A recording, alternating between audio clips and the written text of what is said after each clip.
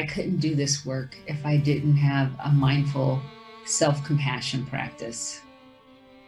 The reason why so many people of color, I think, especially Black people, are often burnt out, angry, despairing, is because we don't have good self-care and self-compassion practices built into our daily lives. When I started to do mindful self-compassion practices, things changed for me dramatically.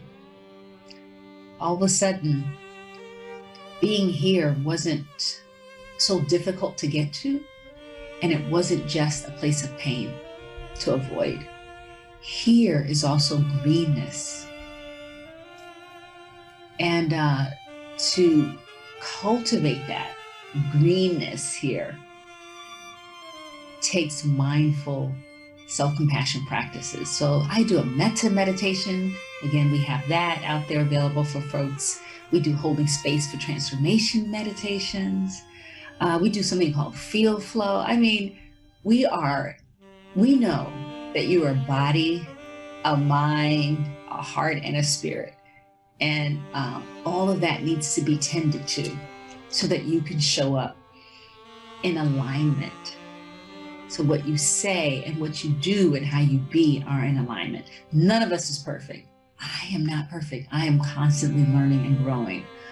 But the practice keeps me in this with a sense of well-being, with some access to joy, without denying, what is unjust or what's wrong or what's suffering.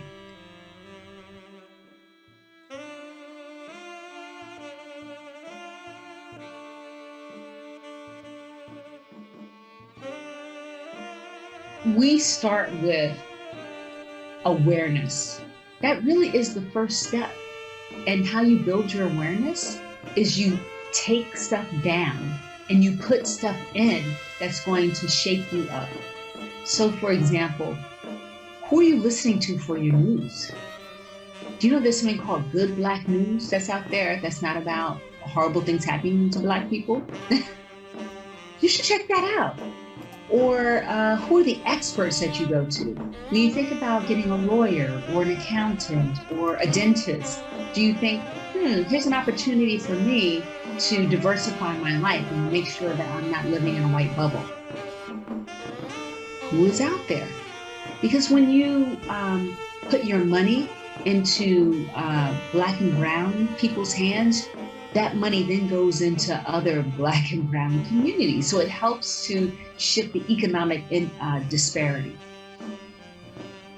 So I really think the first step is that awareness, and to look at what are you putting in, and to take out the stuff that isn't serving you, and to put in the stuff that's going to be more in line with your values and take you out of, if you live in a white bubble, that's going to take you out of the white bubble.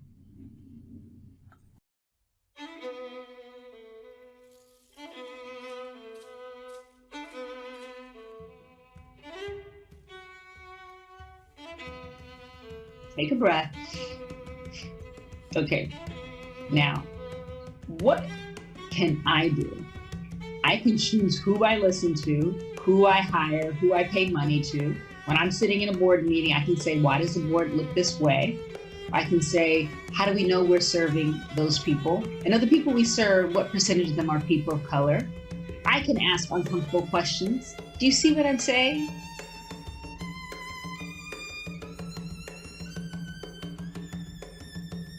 I invite you to come to our How White Women Can Talk with Women of Color About Race Masterclass. It is a packed 55-minute class on what you can do if you want to have more deeper relationships with women of color. So I invite you to come on in and check it out. We look at mindset. We look at things that you might be doing unconsciously that would get in the way. We look at ways that you can cultivate self-love, and from that bed of love, come forth in a way that makes you attractive and open to women of color. So it's a beautiful experience, and we'd love you to join us.